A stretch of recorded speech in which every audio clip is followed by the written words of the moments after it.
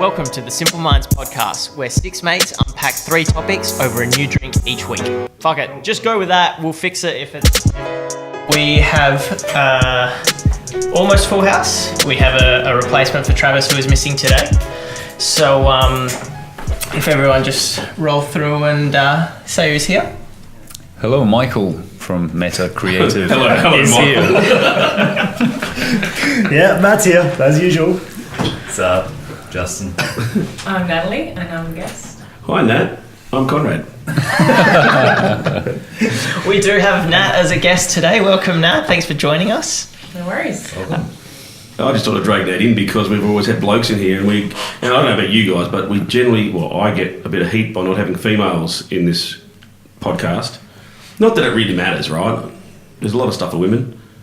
Lots of stuff for men. There is. Oh, here we go. That's started early days. So that face you just made to the comment that Conrad just made is you just get used to making those Notice he faces. answers his own questions as well, so there's not really any room for you to sort of you have to jump in over the top, figure it out. How old were you before you went away? Because that's when I first met you.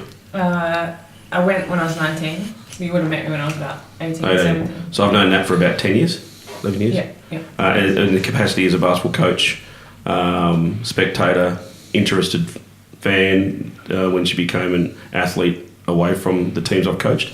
Natalie's played for Australia at World Champs and recently Rio Olympic Games. Mm-hmm. And it's always great when we talk high performance, we talk mindset, we talk a lot of psychology stuff.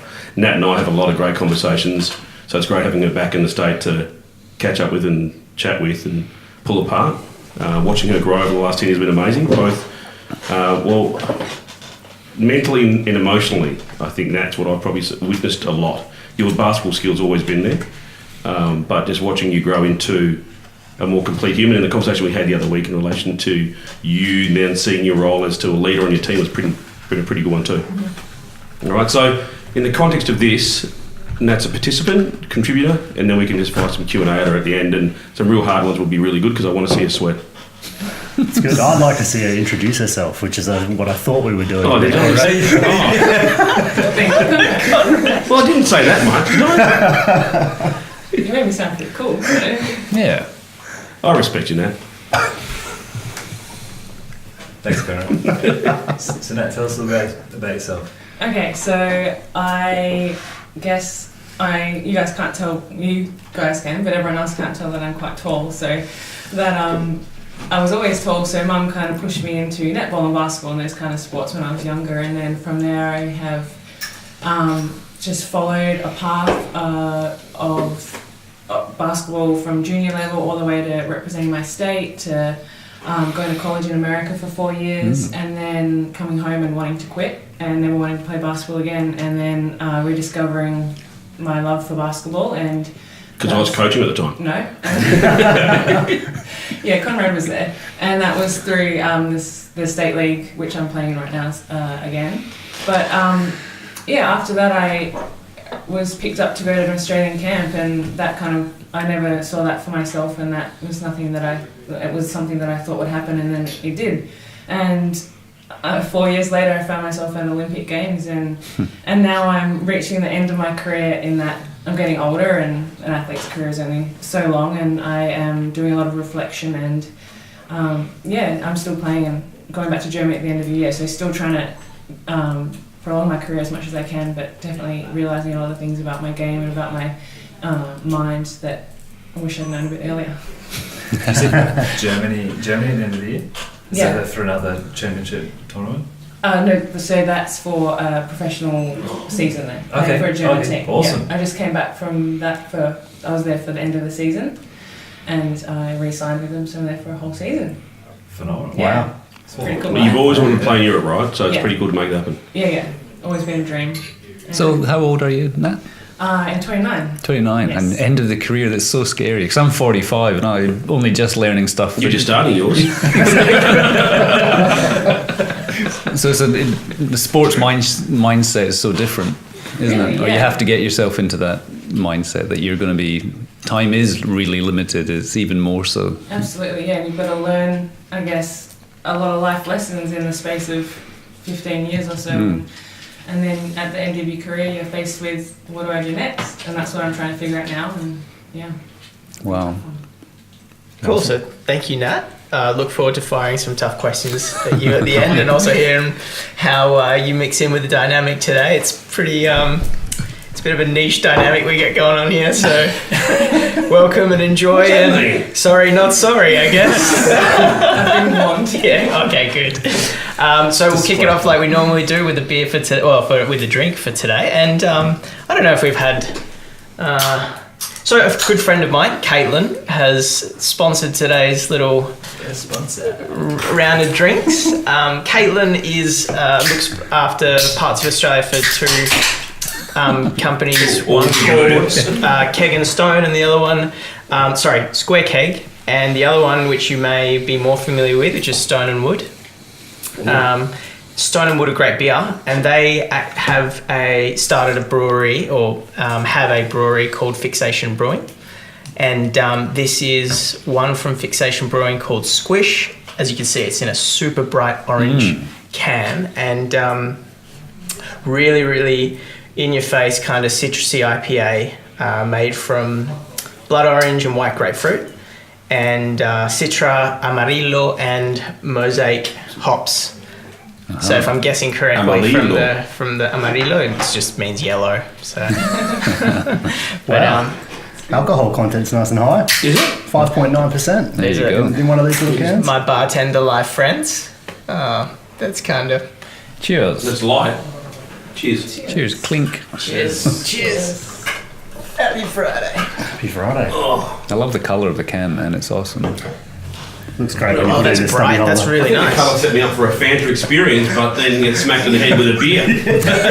It's kind of true. It's good though. That's really good. That's really nice. I'm not normally I No, I don't want it. don't normally get around IPAs, but that's awesome. I'm still drinking that as well, so... And just so Well, people thank you, know, Caitlin. we will produce episodes for 1 6-pack of alcohol. No. She gave us two. Oh, So, yeah, thank you, It's Caitlin. doubled our value. I love it. I'm going to teach you to pitch, mate. 1 6-pack? I can only. Oh, sorry. There's two Kegs. two 4-packs. Pitch for a keg. We end up with 6-pack. No worries. We got to work it up, mate. But it's Okay. cool. Yeah, the company's. Does anyone know what B Corp certification is for companies? No. So it's a new emerging thing for. It's essentially what fair trade is to coffee. Oh, cool. And so it's companies putting So that's themselves global? voluntarily. I was just on the website before. I don't know if it's. B Corp. It's For alcohol? bcorporation.com.au. So I think it's it's What Aussie. on A? Look, I don't know. I didn't get that far, but what they're holding themselves accountable for hire against and stuff like governance, transparency, and environment and social impact. So that's Fixation and Stone and Wood, which is quite cool. Little fact for you, but No, it's cool. yeah. Thanks, Caitlin. Thank you, Caitlin. Thank you. So what are we moving on? Happy to try any of your products early or late in their product development phase. She's also a Yeah. listener, so yeah. What are we on? Content now? You're introducing the content? Yeah. Well, I mean, I'll hand it over to you since it was your interview, worries. the interview that you shared with everyone. But Sure. I really loved it, so I'm really excited to talk I'm about glad, this. I'm glad you did because Yeah, I really didn't circulate it for anyone to hate it. So, but Marco's reaction and the content you put online last night was extreme. Which forced me to go back and reread my stuff. Okay. Because I'm thinking, fuck, where'd this guy come from? But no, appreciate it because it did. I've just photoshopped. I've clipped it, Yeah. screenshotted it, and I've said to people, watch this video, look at this guy's take on it, go for it. Because I get sick of listening to myself. Now, I don't think that you ever lie. That's a lie. Didn't I say to you yesterday, Michael, I hate my voice? I don't know if you did. Oh, come on now. It's recorded, so... I have. I have actually listened back to it. Anyway, so moving on. Michael Gervais, for anybody that doesn't know the bloke, he's a psychologist, a sports psychologist, has worked with the Seattle Seahawks in the NFL, and most famous for his work with Felix Baumgartner, the Red Bull dude that jumped out of the rocket or wherever he was in space, the parachutist. the highest sort of descent, whatever you call it. I mean, there's a Drop ton of from other things. space. He's worked with MVPs in NFL and various sports. So a very high performance coach. But I agree with you, Marco. The title of the actual video doesn't do it any justice. Yeah, so I made a comment. I put my notes out on Facebook on the interview unedited last night. I just felt compelled was the only word that I could find to share it, and I don't know why, but some parts of it really struck me. What also annoyed me was when I went to post my notes on Facebook, I had to hedge against the name. Like, I felt like, oh, hey, it's a really great interview, but don't mind the name. And the name it's simple. It's like how to achieve ultra high performance. What's wrong with owning the fact that you want to be an ultra high performer and putting that out? So, then I got into a more deep discussion with myself about, well, why does that annoy you about yourself and so anyway. But he has worked with athletes, and we've got an athlete with us. He's worked with the last 2 Olympic teams for America, I believe. Classifies himself as somewhat of an entrepreneur. Has worked with Microsoft and Zynga and Boeing and all of those elite companies. So I think it was very interesting to throw it in the group. We will like to consume some great content. I thought it was great content, and I'm glad it landed. That's corporate speak for being received with you guys. And Natalie, I'd love to know what you took away from it. I guess because I'm in a stage of reflection right now, as you always encourage me to do, reflecting on my career. And I took away, when I look back at my career, I'm like, how did I go to an Olympics? Because I don't know. And then watching this video was like, well, I guess I learnt these lessons in a safe environment, in training, in college, under pressure. I was at those high levels of emotions and anxiety and stress, but I was doing it in a relatively safe environment. And so that trained me, without me knowing until looking back now, to be able to go to an Olympic Games and perform and focus on the now, the present, and not let the emotions overtake me. Cool. Yeah, he talked a lot about emotion, didn't he? He was quite open with his stories. And there's nothing wrong with emotion, right? I think that's the point he said. But does it serve you in the moment? No, he said to be honest with the emotion, with your pain. Yeah. And acknowledge it, acknowledgement of the pain, acknowledgement of the emotion, but don't let it take you down. Like, be aware of it, be mindful of it. But he also said that, it's necessary and healthy to experience all of the emotions and just to obviously not dwell it, but just understand it, have that awareness, and then be able to move into an emotional state that you want to be in. Yeah, he said feel all human emotion, but don't lose ourselves in it. Yeah, I really liked when he said, if your grandma dies, you want to be happy when she dies? I was like, no. You want to feel sad because you're grieving, and it's okay to feel sad. And people think they need to be happy all the time. There's this sort of like, happiness is the key, but happiness is just an emotion in a wide, huge variety of emotions that we have, that we need to experience everything. Are you being honest with the pain you feel? And I think that's the truth, right? When you go through reflection, be it on a daily journal or on a career, how honest are you feeling? Or how honest are you allowing yourself to be? Yep. Yeah. So he said the number one mistake you can make if you care deeply about someone is to help them make it feel like it's all okay. Yeah, and it's crazy. So the point around, if your grandma dies, do you want to feel happy? And this point around how to be a really good friend or showing someone you love them, those are the 2 biggest takeaways for me. And if I go on, sorry. No, they're in capitals and highlighted and scribbled and shared. I mean, I've had an experience over the last few weeks where a friend of mine has had their parent in hospital getting some serious treatment, and when I listened to this and then I read your notes, Marco, it actually resonated with me to the point where you guys are, well, all of you guys know me fairly well. I'm pretty direct and blunt. But I do think I come from a good spot.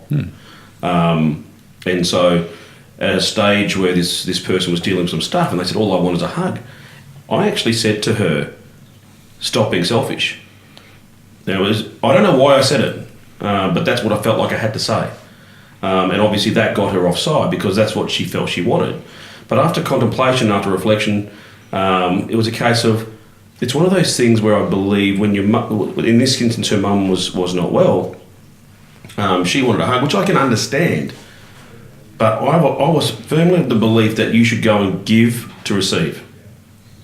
So if a hug is what you want, maybe a hug is what you should be giving. And is the pain that you're feeling real? Or are you using it to as a crutch for your own existence? Or a leverage to get something that you really don't need? Is that fair to say? Do you guys understand what I'm talking about? So coming back to, are you being honest with the pain you feel? You probably could have given her a hug. I did give her one. I did a couple of days later.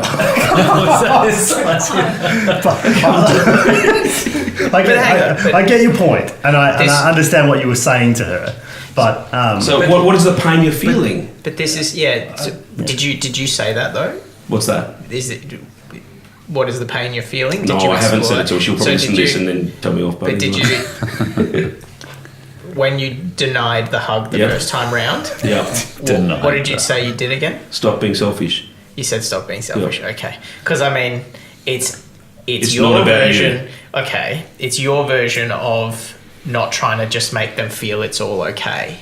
Yeah, but it may not have landed the way it's supposed to. You're talking about, well, it's not just her relationship with her mother. Like, what about your relationship with her? For sure. And it's multifaceted. Was it you wanting to act in your frame that you denied her the hug? I felt. I mean, I'm not a scholar. Okay? Did you not give her the hug for her, or did you not give her the hug for you? The pain that she was reflecting on. Yeah, her mum was going through some pain, right? I get that. That's not her pain to take and own and try and leverage. Okay? It's for her to allow that to be what it needs to be, but it's not yours to leverage. So you think she was taking the easy way of getting a quick fix? In my opinion. Yeah. And again, I'm open to obviously anyone talking about this. It's hard to comment without knowing the full context and the picture. that was the context. Her mum was in hospital and she wanted a hug. There's probably other things because, I mean, you could just give her the hug. Listen to you, I'm not saying that the hug wasn't real. I'm saying, why did she feel she needed that? But no, you suggesting requesting a hug is leveraging off something. There's more context there that we can't really talk to. What was your headspace in? Because obviously there was maybe a slight lack of empathy. Okay. My headspace is that I've gone through the path of losing my dad, and I acted from a place of parenting as opposed to a place of caring. Okay, and I didn't want him to pass away, and I wanted him to fight, and I wanted all that stuff to happen, but that was me. Okay, and it got to a point there with Dad on a Saturday before Easter, and he just said, "I'm in pain." And the doctor said, "Conrad, can we just administer some extra pain medication?" And I said, "Yes, go for it. That's what he wants, give it to him." One of the hardest things I've had to do, because it was probably at that point that my dad lost, I wouldn't say, well, probably consciousness to a certain level, because he just pretty much went to sleep. And my mum and my sister and not so much my brother, but they probably didn't understand where I was when I made that decision to put my dad at ease. Okay? And so it's a hard thing to understand when you haven't gone through it, but I've gone through that point, and it's not about you. Yeah. Does that make sense? Is that more context? I get the context, but it's pretty easy to argue both sides. Like from us. But is it an argument though? Well, no, but it's. Or is it just a maturity thing? I don't really know what she was needing and wanting, and if she just needed a hug and then had to go away and she was about to do or make a similar decision or something like I don't know enough. So but let's say let's come back to that point. Are you being honest with the pain you feel? Because she was obviously clearly trying to get resolve for that pain. Yeah.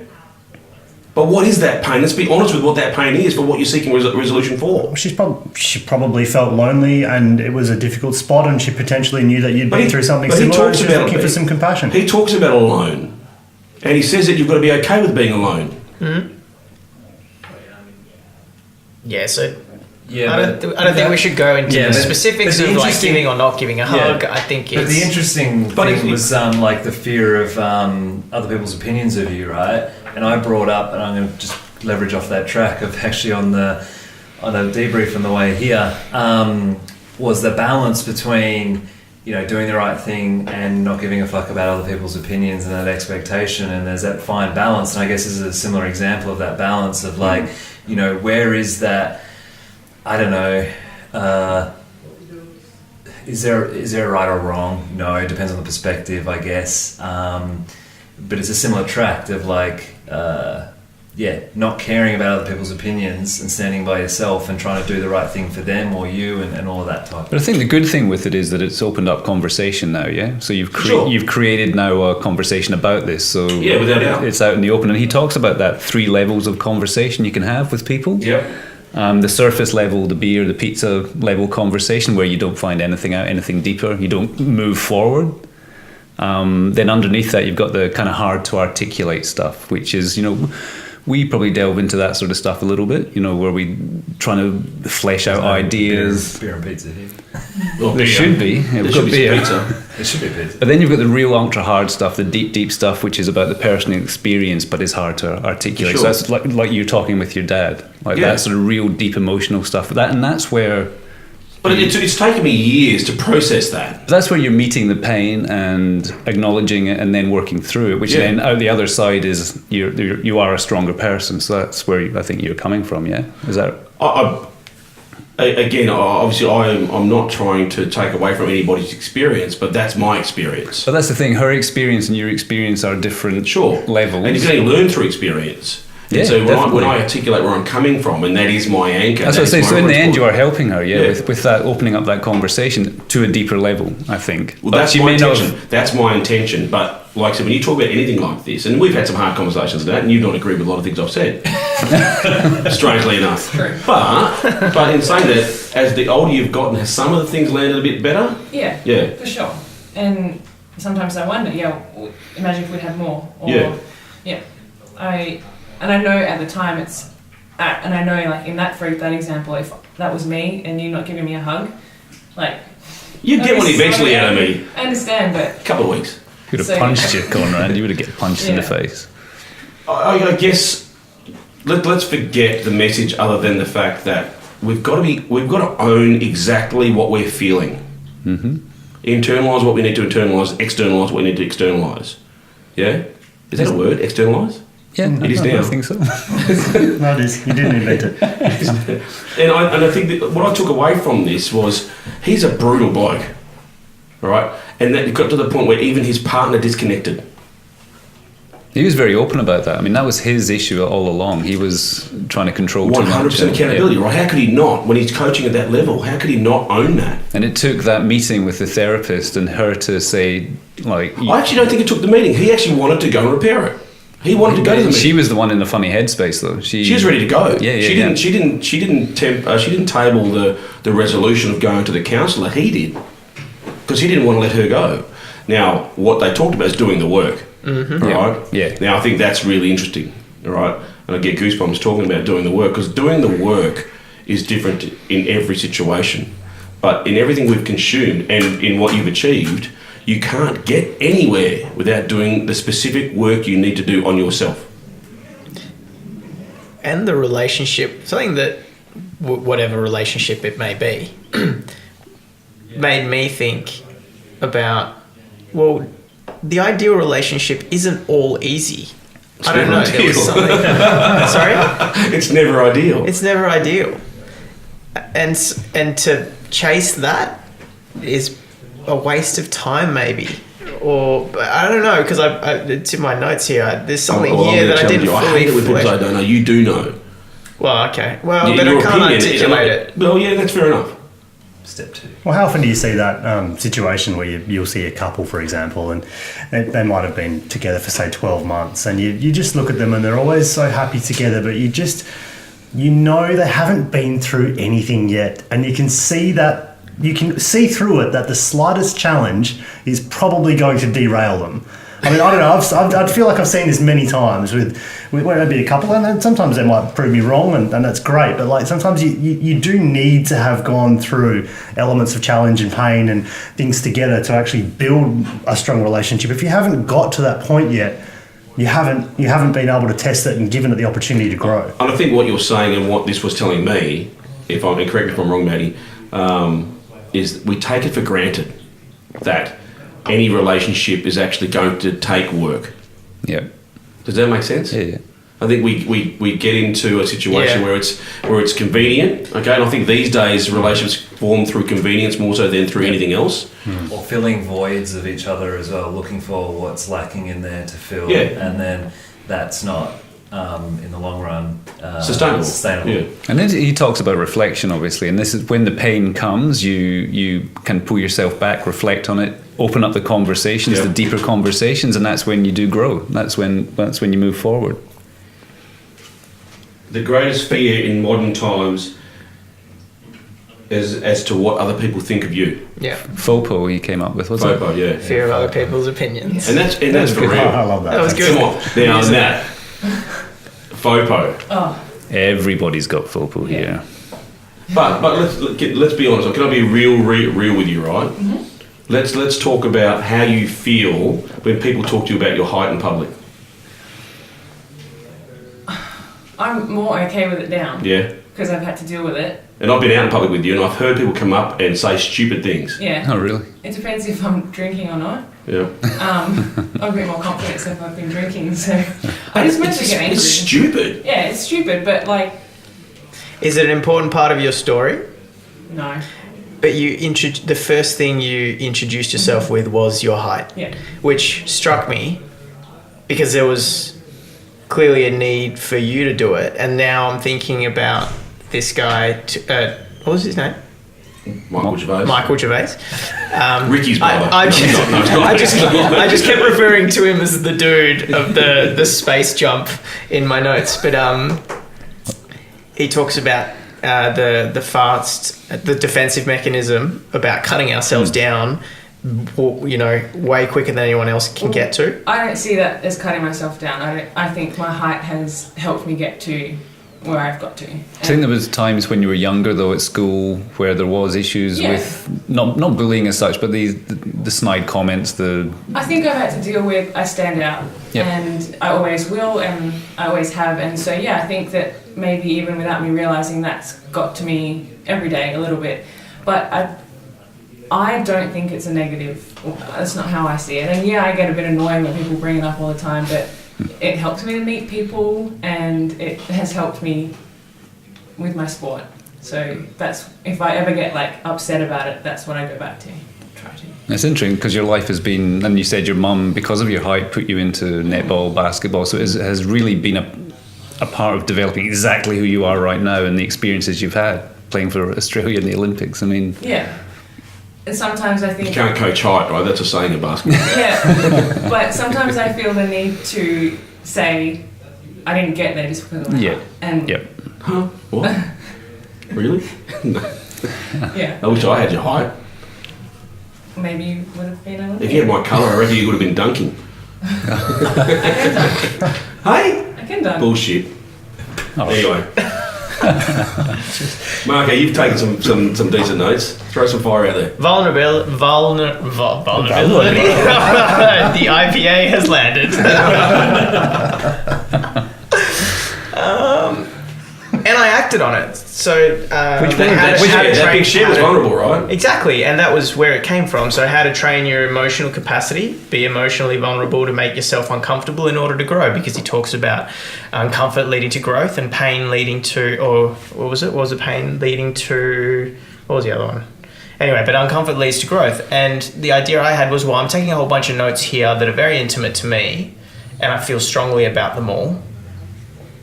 And for some reason, sharing them unedited felt like a way of putting myself in an uncomfortable situation. Did you have a bit of FOPO when you pressed publish or sent it out? Absolutely. Were you looking back at the comments and going, oh my God, check the comments and what are people going to think? Every post. Every post. Well, we've talked about that dark space that we all go to, right? And that's where he establishes pain comes from. Mm-hmm. I think that's probably the best piece I've heard someone when they talk about that. He was really eloquent in the way he described everything as well. He was really... Pain leads to change. That was the other one. Can we talk about his version of capacity? Because I think this is where everybody checks out, right? We think capacity, physical. He talks about mental, emotional. That's when he was talking about the Marines when they were linked arms and stuff like that. Now again, being an athlete and having achieved, a world championship bronze medal, and you got a couple of freebies when you went to Rio. You didn't get a medal, but you got a couple of freebies. Yeah, a free phone. Physical, mental, emotional. From a capacity perspective, what serves on reflection. Okay, so if you take one of those three things backwards in time, what would serve you the most at the start of your career? It's tough. Just pick one. What were they again? Mental, emotional, and physical. Emotional. Yeah? Mm-hmm. Because I had struggled with, and controlling my emotions. It's crazy because there's an interview I circulated also, which I'm guessing some of you guys haven't watched, but there's a USC student asked Kobe as to what he'd learnt, what he knows now that he wished he knew at the start of his career, and it was empathy and compassion. So those two. It's such an interesting question to me, that though, because it's like if you could change something when you were younger, like you wouldn't even be where he is now. So there's this whole. Okay, so but the context around what Kobe said was about the depth of knowing another person. Yep. And if he knew people better, he probably would have been able to bring out more from them earlier. What's so interesting, going back to your point earlier, that you're so young. Like all professional athletes, typically, I mean, with the exception of a few sports or a few activities, you're dominating and you're leading the sport in probably your late 20s. Mm-hmm. And you had to grow up quickly and deal with everything that life brings. It's not just a typical life, it's a life, like you say, where you stand out a little bit as well. So to do that, learn all these things and stuff that we're still challenging ourselves on, decades further into life, you don't have that opportunity to do it at 50. Mm. You might when you flip back and go into coaching or other things, but you've got to figure all that out, hope the right people are around you to help you figure that out, probably before you're 27, 28. Otherwise, you're not going to put out the best version of yourself in your career. Yeah. That's pretty tough. Yeah, it is. But also, I think it's a relatively safe environment to learn all of that. Yeah. So I think, I want to do some more speaking mostly to young women, and just, I think, I kind of lost my train of thought there. What was I talking about? A safe environment. Safe environment, yeah. I think I've learned all these life lessons quickly, like you said, just in basketball. It's not like I had to go out in the real world, and the repercussions of a mistake was a lot bigger than getting subbed out because I made a mistake of getting yelled at by a coach. Mm. So that's something that I think I'm lucky to have experienced. Do you work on that sense of perspective much? Lately, yeah. I think I've been going through me trying to cut the tie between my self-worth and my performance on the basketball court. And I'm in a better place now because if I tried to make a move and I missed it, I would have a coach yelling at me saying, "What was that?" and swearing and and I was like, "Oh my god, I'm a horrible person. Like I played so bad. I can't play basketball. What am I doing? Why am I doing this?" And it's not until recently that I'm like, well, I just go back to my effort. Did I want to miss that free throw? No, I didn't want to miss it. I tried to make it. I missed it. What can I do? And I think that's been really healthy for me, and it's allowed me to enjoy playing the last maybe year and a half a lot more. So the sort of physical is coming down at your age with that elite level sport you play, but the self-worth is coming up, which is balancing kind of how you can continue, which is good. So we reviewed, I'm not sure whether I actually shared this with you, I might have, but we reviewed the last lecture a few weeks ago. The episode got released recently. And one of the things he talks about now, whether you guys remember, he talks about his little NFL coach, his American football coach that used to yell and scream at him. And then the assistant coach came back in and said, well, at least he's still taking interest. When he stops talking to you, that's when the problems start. Now, Nat, you and I talked earlier when you got back from the States, when you were disillusioned with basketball, and one of your reasons were that the system over there took its toll on you. Your coach wasn't what you would call as friendly. We talked only this week as to is any of that stuff he said making any sense now? I don't think what he said. It's how he said it. Gosh, he was brutal. Yeah. But I think now when I ask myself the question, how did I get to an Olympics? It's because of what I learnt during that time as far as pushing, like my emotion was extreme in that time, and so I had to learn to perform under that. And I don't think I performed in college. I didn't have a successful college basketball career, but I guess I learnt those lessons, and that's what I'm realising now. And I guess when you say you didn't have a successful basketball career in college, I guess you weren't to know what was going to happen for you in the future. And I don't know whether you remember this conversation, but I remember the conversation that happened at the Bendit Basketball Centre. And you turned, I think you were just spectating them walk around, trying to figure out whether you still wanted to be a part of the Hawks at that stage when you got back. And I remember distinctly saying to you, you can play for Australia. I said that to you. I don't know whether you remember that, but I don't know where that landed and how it landed and how your career transpired from that, but that's what's happened. So everything that happened to you actually happened for you. Does that make sense? Yeah. What was the turning point? Me. It was me. We just said I was one. I was trying to ignore the fact that you worked that into the conversation. I was just gonna He got his magic ball out. And that's right. The self-worth. He doesn't remember it, mate. That's why I had to replant the seed. What was the pivotal point there of not tying your self-worth to basketball? Like, was there a moment or an instant, or what was the shift? Because that's super powerful. That's a great question. That's a That's a really great good question. Better than Just my last on. question. Which wasn't a question, it was just... it wasn't good. I think I've always try and write every day, and Yeah. I can't wait for this book to come out. I read back through a lot of my journal entries just recently, and they were all about how miserable I was and how I felt basketball was the reason for that, and how I was questioning, why am I playing this? This is even after the Olympics. The Olympics for me was a pretty average experience, and it was supposed to be this amazing thing, and it wasn't, and that made me question everything. Why did I give up all those things? Why did I work so hard towards that? Sacrifice. Yeah, what all was that it worth? stuff. Yeah. What was it for? Why am I playing this sport, which is, in my mind, the source of my misery, and it has been since college. And so, yeah, I And guess just for context, from college to the Olympics, what's that year span? that was 4 years. 4 years. Yeah. Yeah. Okay. So 4 years. So 4 years you felt miserable. Or On, not felt miserable. on and off. Okay. So yeah, there were times when I loved playing, but Yeah. it was tied into whether I was playing well or not. Yeah. So if I was playing bad, then do I want to play basketball anymore? No, like this is miserable. When I was playing well, like I want to go to the Olympics and I'm going to do this, and and so I guess I just felt it wasn't healthy, and it was either like me stop playing and find out what I want to do next, or keep playing and enjoy it and have fun. And I don't know what the click was. I think it happened maybe in Europe, so that's really short. I think you did. It was a really short. That's months ago, 4 months ago maybe. But do you read back on those journal entries often, or was this just like some moment you decided to read them? This was yesterday. Yeah. Okay. Wow. Oh, this is fresh off the press. Wow. Like I do read them back every now and then, and it's an ongoing, like I know what I wrote kind of thing. Yeah. But yesterday, after watching this video, that's when I read back through my college diaries, like further back, and that's when I was just like, I'm complaining all the time, and basketball was the source of my misery. That was a quote, and yeah. So do you feel grateful for some of these kind of lonely experiences then now, reflecting on it now? Do you actually feel that's created exactly who you are and the path you're on now? Yeah, I definitely, at the time.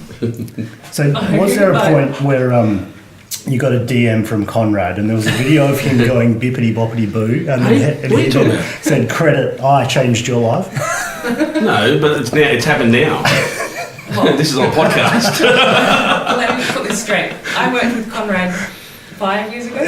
Was it? Yep, and every So day. during the initial period of your misery. And it was worse. No, every day he would like, Natty, watch this Kobe video, watch this, listen to this, read this. And I wouldn't. Here's my Still doing it, yeah? And you weren't ready for it at the time. No, but I would listen to him and we would have conversations, and I think that was kind of the first person that had this conversation. Which level were we talking? It wasn't beer pizza conversations. No, it was probably. It was either. I reckon I it could have never been. have beer and pizza conversations. I was only Before we joking. go beer and pizza, I'm super curious. So that was some of your journal entries then. What are some of your, if you're happy to share, and related to basketball, what are some of the tonalities of your entries now? Hey, great word, Justin. Tonalities. That is a real Damn, word. my boy is straight up fucking killing it right now. That is hot. Now that, well, I'm looking towards what I do next, and I'm trying to form what I want to, my message to young athletes, particularly young girls. Yeah. So how's that in the context of playing as well, though? So because I want to try and figure out my message, Yep. I've had to go back and reflect and figure out how I got here and what I learnt, and so now I'm realizing. Why are you laughing? No, sorry, keep going. I lost my train. Sorry, I was just. I think it was a giggle of like sort of excitement for you of like the fact of it going through that reflection process. Now, like it actually gets me like a little bit goosebumpy of that. Because it's all gold, right? That stuff is all gold, and you don't know you're writing it when you're writing it. No, yeah. Right, but on prompt reflection, it serves a massive fucking purpose. Yeah, because like Gives you context. I mean, I obviously haven't played elite level like that, but I know of the couple of moments where You I've looked in gone the gym pretty elite, through- Hey, martial arts at a elite level. Oh yeah, black At belt, some black belt point. taekwondo. Yeah, a while ago. Oh, and I related a little bit back then and I actually I pulled out because of some of those challenges and stresses when I was playing at a national level. Fighting at a national level and then potential international. I didn't stay through the commitment that obviously you have, which is phenomenal. I pulled out because of the stresses and everything that was going on and all that. But there are other moments, which is, I guess, relatable to business that I can relate to where, why am I doing this? What's the point? These really tough moments. And I've had a couple shitty coaches, and no, they're not you, Conrad. Thanks a people lot. in my life who were really, I was worried about why am I dealing with this person? I look back on them and I'm like, that guy was a dick, and I hated that moment. And I look back and like, that was some of the best.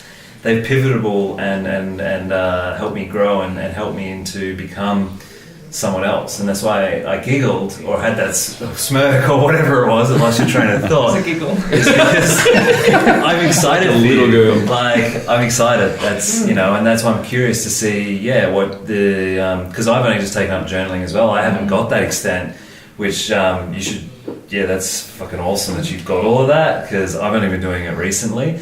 I'm just curious as, particularly the self-worth, because personally I've experienced self-worth challenges as well. That's been improving a lot over the last couple of years, and FOPO is still a massive issue and things like that. So FOPO's real, man. It's super real. He put that in context. I'm thinking, fuck, it is That's real. all there is. Yeah. So that's why I was giggling for you. I think one of the quotes that really hit me from that video was, or the quote that hit me was when he was just started talking about the relationship with his wife. And he talked about human loneliness. He said That, there is loneliness in the human experience that you have to honor. You have to honor it. And it is, we all You have to embrace it. We just fill our lives with so much shit. Yeah. And in the end of the day, there's just you in here, in your head. Yeah. And that's who you have to deal with. And that's the thing you gotta love, right? I mean, I don't know about you, Nat, or you guys, but you guys know I value my alone time, right? It's crazy, but the ducks at Hyde Park probably think I'm fucking nuts, but They do. But alone time to me has been a massive servant, massive. Yeah. I love it as well. And I find if I have a big day, I love it. Talk to lots of people. Even if I'm really tired and want to go to sleep, I need to sort of sit around by myself for an hour or two after everyone else has gone, because that's just part of my existence that I crave and need, is to spend time by myself at the same time. He says you have to do the alone-based work to uncover or to reveal the lessons, and he says you don't get wise by talking to a wise person. Yeah. You got to go, quote unquote, for Conrad, unpack the lessons by yourself. But the journaling and talking to ducks and all doing the that work. is Talks about silence and listening. and it plays into his whole thing about you don't just want to be happy. You know, loneliness and that emotion is Serves part you. of the human experience. Yeah. Embrace it, use it, be able to identify when you're feeling it. And if it's not going to serve you feeling lonely then change it. Because the whole undertone of the entire conversation, for me, that's what I just said, for me, was mindfulness. Yeah. Well, that is his core business. Yeah. And just being able to observe your thoughts. Are you practicing mindfulness just now, or meditation? Yeah. Is that part of your daily practice, or is it something you've... It was forced upon me in... Don't look at me, mate. I'm not. In SBL, Okay. so last year, but that was quite basic. It was just 2 minutes. Well, you waited till last year. I'm pretty sure I told you to do this for a while, though. No, probably ignored you. It's 2 minutes before every training and 2 minutes before a game, and so that's To just get the head, get things settled down. Yeah, But he said 8 to 20? yeah, 8 to 20 minimum Yeah. effective As a minimum. dose. yeah. But I'm doing 3. At the moment. I 3 think minutes. anything is- And I'm yeah. I'm Says the man just that trying to when he started to meditate. You guys remember this? We're at Oxford Yard, and he said, "Oh, my mind's fucking everywhere." I said, "Well, that's okay." yeah. But now I'm applying that where in the 3 minutes it's not calm. Like I don't know how are you still doing it? yes, Yeah. Has that helped you manage you mentioned emotions was one of your biggest challenges. What have you done to shift that? Is it the meditation, or is there other elements? I don't know. I think it's just been training at those highly emotional states. I've learnt to deal with that like in a game. So putting yourself in those intensities and just kind of almost building the calluses of as being in more of them more often. Yeah. And I think like even now in SBL, so that's what I'm playing right now, and that's probably the lowest level around right now, right? Around what? Well, Conrad coaches SBL. Assistant coach. There we go. Sorry, Matt Parsons Shout out coaches. Matt Parsons, yeah. I mean, it's the lowest level that I have played in the last 4 years. Okay, anyway, so I find myself getting extremely frustrated in that, and so that's the emotion I'm trying to deal with. So I still struggle, and in a game, and I'm getting frustrated at my teammates. It comes out bad, and so I'm trying to take deep breaths and just try and be present. So that's why when he mentioned mindfulness and just being self-aware and listening to yourself, that kind of resonated with me in the fact that I think I can play in high pressure situations because I'm focused on what I'm actually doing. I'm shooting a free throw right now. Nothing else matters. I just got to make this layup. Nothing else matters. What about the relationship now? Because you're now in a senior position within a team that probably has some younger players in it. How's that relationship with younger players that look up to you? Do you feel that? Do you feel that like, oh, this is Nat Burton? Do you feel that? Yeah, one girl in the opposite team, when we were lining up for a free throw, she's standing next to me and she says, I can't believe I'm standing on the court with an Olympian. Well, we're in the room with an Olympian. You're like, oh, don't say that. Sponsored by doTERRA and Did it psych you? Do you find yourself now wanting to give back, well, not give back, but wanting to mentor, help, and sort of, with the lessons you've learned, and pass them on to Absolutely. So guys coming through? Yeah, I have a leadership type role, but my personality is more of a one-on-one type. Yeah, okay. I want to reach them one-on-one and help them that way rather than in a big, I'm not like a big captain like rah rah rah in a big team. That's not who I am. But so yeah, I'm really interested in trying to have those conversations, and my sister actually plays on the same team, so I always Younger sister, obviously. I have those conversations with her, but she doesn't always listen, and I understand. I'm a big fan of Emily's, you know that. I know. But the seed is being planted, yeah? The conversations are there. So. And you were saying before that you're trying to, correct me if I'm wrong, you're trying to find your message so that you can move into this mentoring capacity as more of a career. Can I ask you to hold that for a second? I want each of you guys to do me a favour in a second that will help Nat with this. Okay, cool. All right, so... Okay. So hold that train? Yeah, just hold that. Is there any other things you guys want to talk about in relation to... that hasn't been spoken to about the talk? Let me just have a look at my notes. One thing I'll just raise very quickly before you jump in is I love the piece about his work and where he talked about that 18 years. That's just hot, and mate. how That is emotional hot. he was, That is sick. considering that 18 years of work where he spent every Saturday night in the gym with young kids, Crazy, right? helping them. 18 years. Effectively would have changed many lives, probably saved many lives. Because he's working and- with problematic kids. And it's a type of program that, like, my wife Tash is involved in local government, and they roll out these types of programs here in WA. So I assume it's the type of thing that's been rolled out probably globally, and it's a situation where rather than party and get into trouble, young kids are able to come in, play some basketball, engage in and basically build a community and a tribe. But he also used that opportunity, 15 minutes, whatever it was every week, to sort of try and push some... Pitch leadership, pitch whatever to them. And what I loved, I mean, it's amazing what he was doing, but I just loved seeing how important that was to him, and that he wished he was still doing it, and that the work was actually far more powerful and a strong memory for him than where he is now. Yeah. Because he talked about it more passionately than his work with the Seahawks. Yep. Yeah. So the giving part, that giving without any expectation was huge. Can I come back to the giving? You're in the hot seat. What's the current themes you find that you're telling the younger ones in these conversations, in these one-on-ones? Like, what's the common thing that you kind of want to really pass on to... Can we sharpen that question? Sure. I'm happy for that. One thing, if you could pass on a consistent message to anybody listening that's to the market you want to pitch to or you want to talk to. Self-confidence. What about it? Have it. Go and get it. No. How? You have Self-love. it. You know, it's You there. have it, it's already there. Yeah. Because that's what I struggled with Yep. all my career. Is that okay, Justin? And how do you see the relationship, or do you see them as synonymous, self-love and self-confidence? Yeah. And you find that's one of the biggest problems that a lot of the young ones coming through, like... Yeah. I think I just automatically go to young girls, probably because I've lived that, and I think that they struggle with confidence more than men do, young men.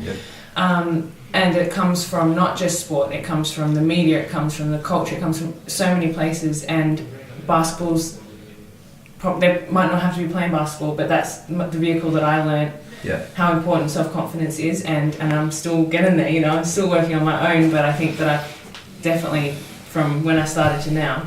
What, for, I guess any women out there, what would be the first thing to do is it acknowledgement? Is it simply as that? Or what is, it's all well and good going, have self-confidence, I'm sure everyone knows that, but what would be, from your experience through basketball, is it getting involved in something like basketball? It could be anything. What is it that...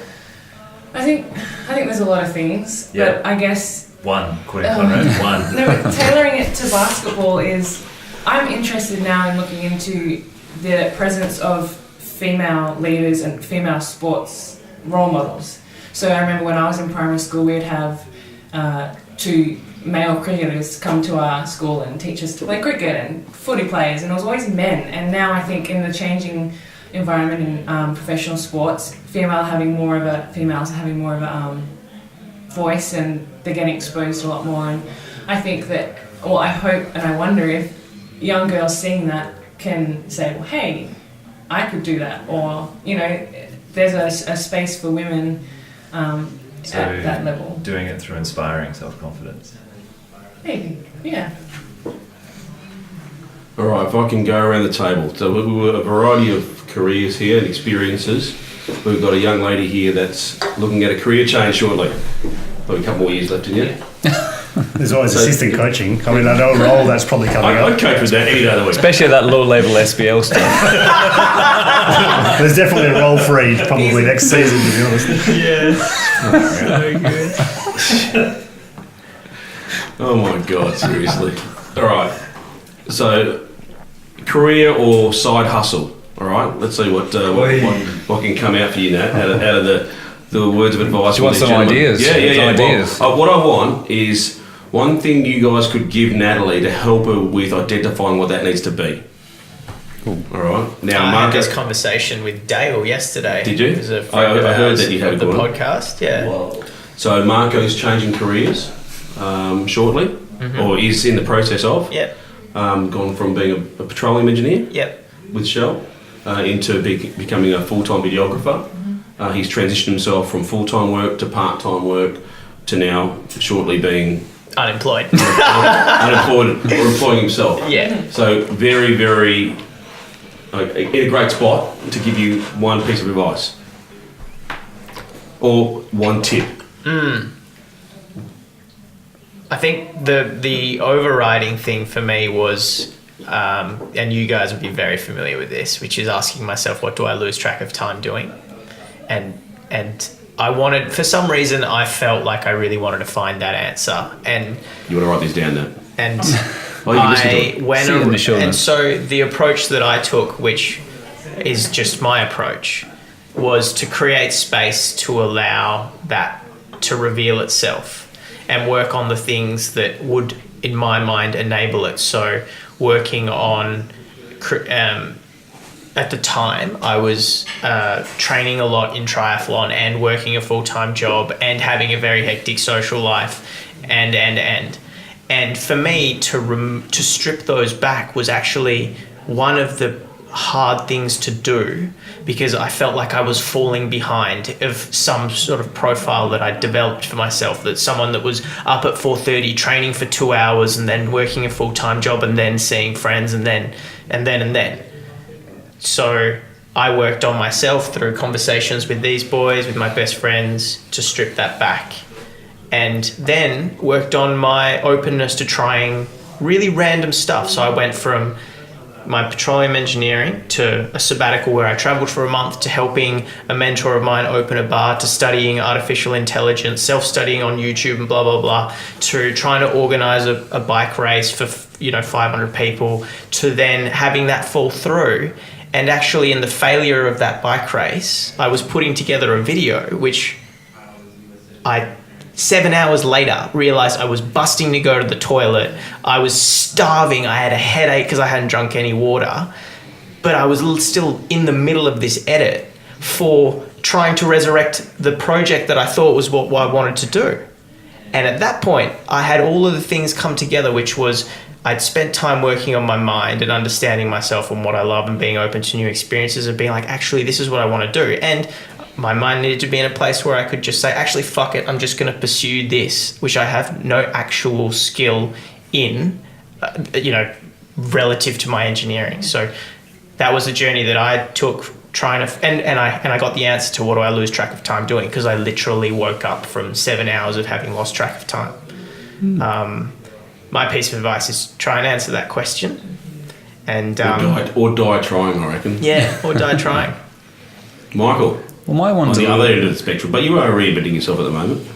I am. But my one, and it's been part of my business all along, is connection with the community that you know. So the people that you've met, the US, Germany, never lose connection with these people and just keep the conversations going with everybody around. And you never know what's going to happen. It's all about the people you know. So, and I mean, you've met, I hate to think how many people you've probably met on your journeys, but don't forget about these people. Always have them in your mind. Keep in contact through email, say good day every now and again. So that would be my advice. Cool. Connect. Magic Matt. I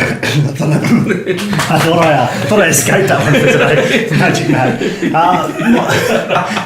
I'll take it. My advice would be, the majority of people don't know exactly what it is that they want to do, and I think that's okay. Like there's time to figure it out, but you have to move. You have to take action. And the majority of people, even that really know what they want, it may manifest differently.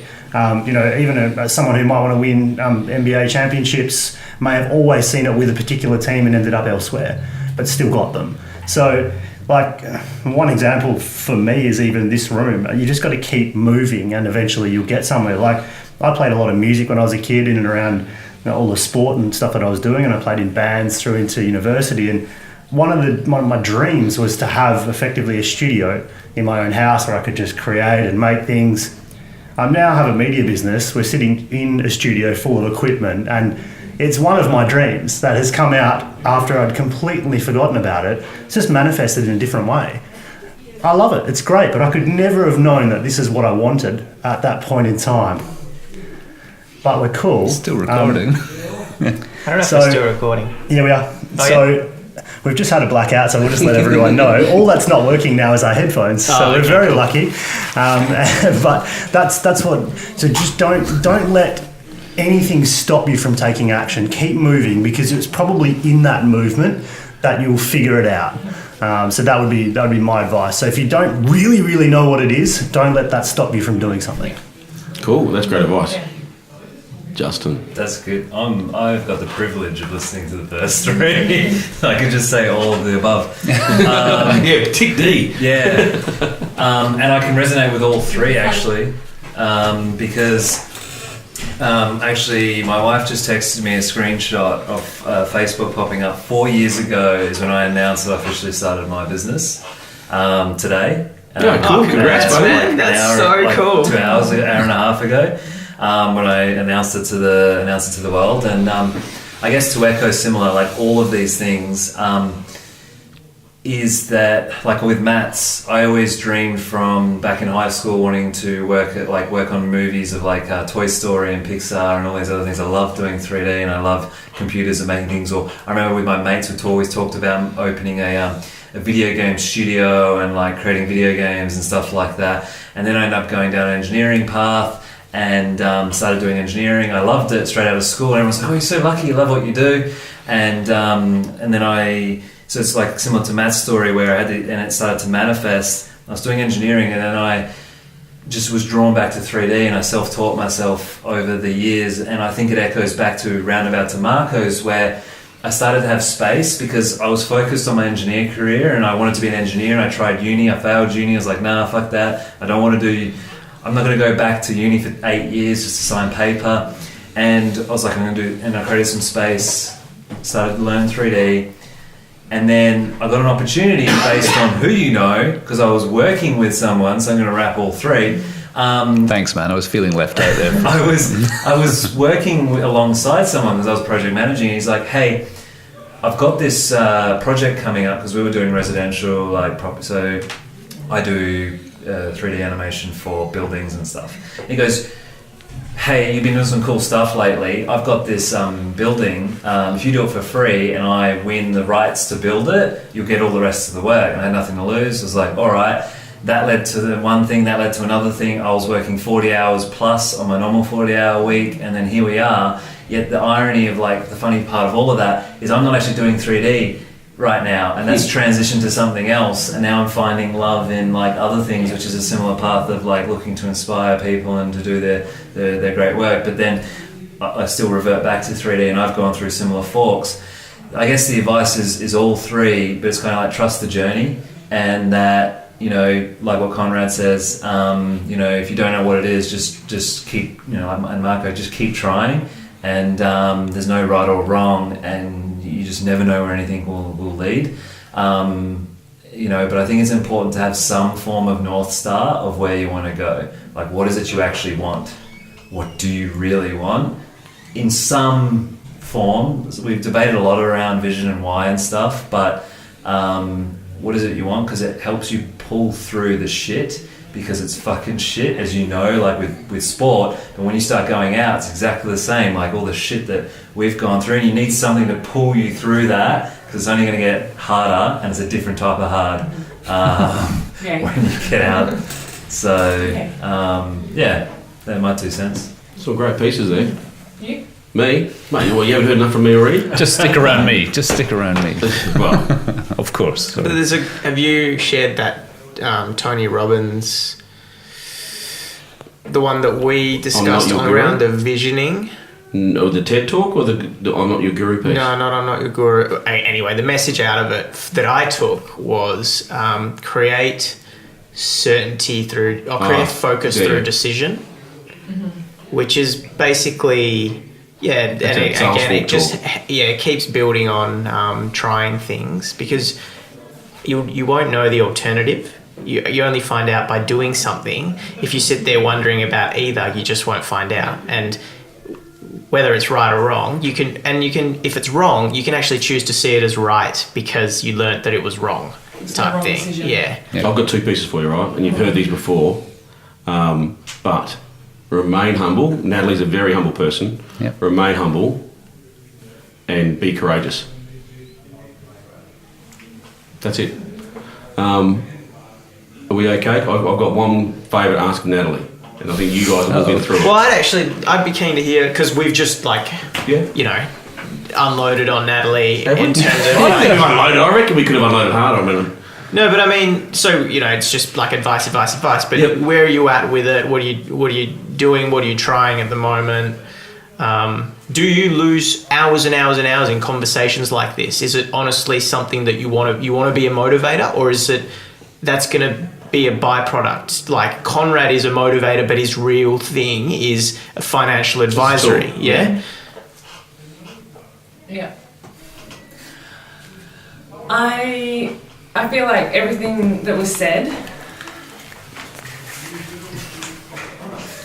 all of your advice, spoke really true to me in that I've been thinking about this for 2 years and having conversations with people saying, I guess I got to start figuring out what I want to do after basketball. And I feel like I've just been talking about it, talk, and not really doing anything. And I think I'm a little bit limited in that I don't know where I'm going to be in 6 months' time, because that's how the season works. Where am I going to sign next season? And I think I've let that be an excuse in that, well, I don't know if I'll be in Australia in 4 months' time, so I'll try that when I get home. So realistically, how... Hang on, do you still see it as an excuse?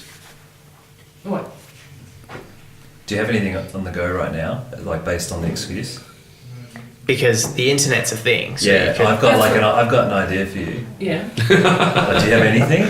No. So you like writing? Yeah. Yep. Mm-hmm. How long have you been writing?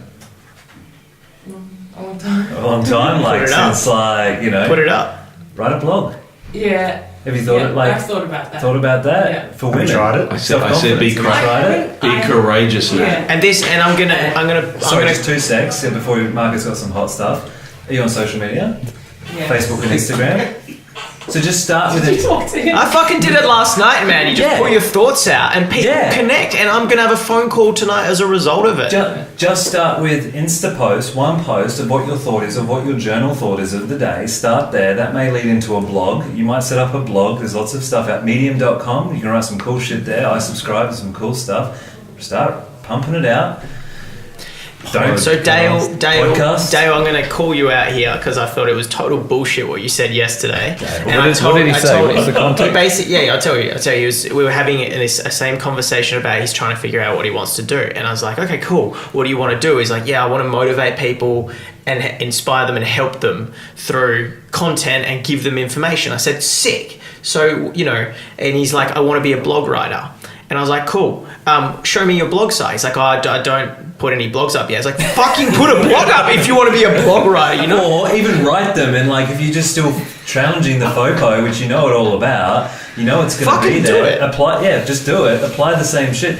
Like I only started posting on Insta. I held off for so long, and I started, and the momentum will build. I mean, it just takes the first one or two. And you might realise you don't like it. Who cares? Move on to something else, and at least you tried it. Yeah, and it's a super. It doesn't take any effort. It's a real solution to not having the where you'll be as an excuse. Because you might make one post, like with Marco, like you did it last night. How hard was it? Like there was still the questions, right? Yeah, and I've been Who working. the fuck am I? Doesn't matter. What's the point? And that's like for me, that was probably about 18 months to 2 years worth of building up courage to do something like that. And even in the note writing, it's like, what's really, and I feel like we're going down a route of, oh, fuck it, whatever. Even in my notes, it says, what's really at stake? It's just other people's opinions. And you have to. And I think the biggest shift is like, do you value other people's opinions more than you value impacting a little girl? Yeah, exactly. You just have to reach one person. That's it, Natalie. That's exactly what Conrad's been saying. Oh. Don't give him that.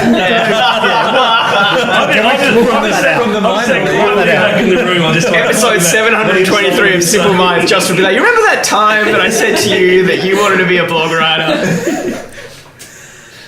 Natalie, favour. Without, I know your family quite well, right? Beautiful people. Mama Bear, Papa Bear, sisters, love them. Without acknowledging your family, because that's a given, right? Because I know the support they've given you. Without acknowledging me in any capacity. Oh, so he excludes himself to show that he's at that level. 3 people that have helped you on your journey. Shout out to them and then tag them so that they can get some coverage and listen to this coverage. Go for it. Who were the 3 people? And that's probably plenty, mate, but there's going to be 3. Yeah. Everyone in this room's actually answered this very recently as well. Yeah. Why did you cut out you? I don't want the impact on myself. Well, okay. Self-love. My strength and conditioning coach at college, because His name? Andy Kettler. Do I say why? Yeah, go for it, yeah. He saw me, and he saw the effort I put in and the stuff that I put up with when it seemed that no one else did, and he pushed me like no one else has ever pushed me, and I hated him, but he never disrespected me, and I think I've just learnt mentally, physically how to push myself, and mentally from him, and yeah. 2 others? You've had a pretty great career, so I am pushing you here. I need to say you. You set this up. I have to say. I didn't set it up. What? How much was the check? Nah, go on. Well, you, other than my sisters, I think Kathleen has always had these types of conversations with me. You were the first person who really opened my eyes to a deeper thinking and a deeper meaning and figuring out things like your emotions and why was I playing basketball and you just I really think you're the first person to do that and Thanks, so. Huh? Thanks. Yeah, no, it's encouraged me to. I love deep conversations now, and before that, I think I was just like floating along. Like I would write and things, but I wouldn't do anything with it. And as far as developing myself, so yeah. And the third, that's really tough. I'll let you pair people if you want to. You can put 2 in this spot if you want. If it's going to help you. No more than 2. I think that makes it harder, doesn't it? Yeah. Someone else. Or a group. Or No, you might be tossing up between 2 very influential people. Go with your gut. A Kristen Veal. She used to be a WNBL player and an Australian player, and she was I played with her for the Opals. Good player. Yeah, really good player. So she was about 32 when I was 26, 25, my first time with the Opals, and she wrote this quote in a diary she gave me because she knew I liked to write. We always had quite deep conversations. She said, sometimes life is good, sometimes life sucks. Sometimes life sucks, sometimes life is good. Remember those days and repeat them for as many people as possible. And I really liked that quote. Cool. It stuck with me. Have you had that conversation with those people? Would they be aware? So, I mean, Conrad just assumes it for everybody, so he knew, right? But with the other 2? No. Okay.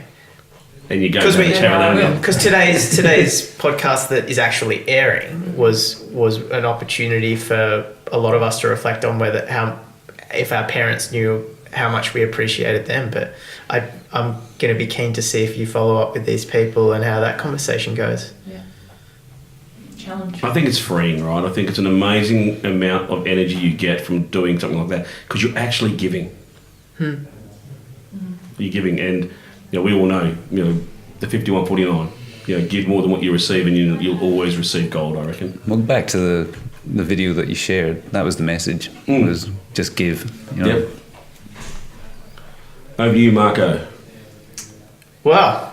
Great episode. Thank you so much for joining us. Thank you. That was Thank amazing. you very much. Yeah, thanks for I really like the guest format because seriously, what the fuck? People would be sick of our thoughts. And it literally came left to centre. We had lunch during the week, which we've been trying to catch up since you got back from Germany. You keep fobbing me off. She's so busy. and then we had this episode. You posted something about some dark space. I know these guys don't want to go there, so let's bring a female in. If Nat was open, I didn't know you were going to be open to it as openly as what you offered. I really appreciate the opportunity, mate. Yeah, that was awesome. Thanks. Thank you for sharing No worries. and answering my questions. Good questions. Well, Justin, you smashed it today. He's on Nat, steroids. you actually were a great guest. That's awesome. And what do we think of the? Listen to the content. What do we think of the beer, guys? Thanks again, Caitlin. I thought it was thanks delicious. so much for the donation. Right and refreshing. I didn't mind it. I enjoyed it. I'm not an IPA drinker, but I loved it. Thoroughly recommend the Squish There's two left. Citrus IPA. Let's go. Oh, let's get shoot shoot hoops over it. Yeah. Shotgun. And before we didn't cover this sentence from the interview specifically, but I think it ties a lot into loving others and loving yourself. And the quote was, "Our job is to love others and equally not give a shit about what they think of us." Cool. And that really stuck with me. So I thought Did we shout out to Travis? Yeah, we did. We did. Well, we said he was missing. Trav. Love you, Trav. Miss you Trav. dearly. Nat was a suitable replacement for you. Yeah, pretty much. Well, apparently SPL is, And with that, champagne. See ya. Bye bye. Ciao. Bye.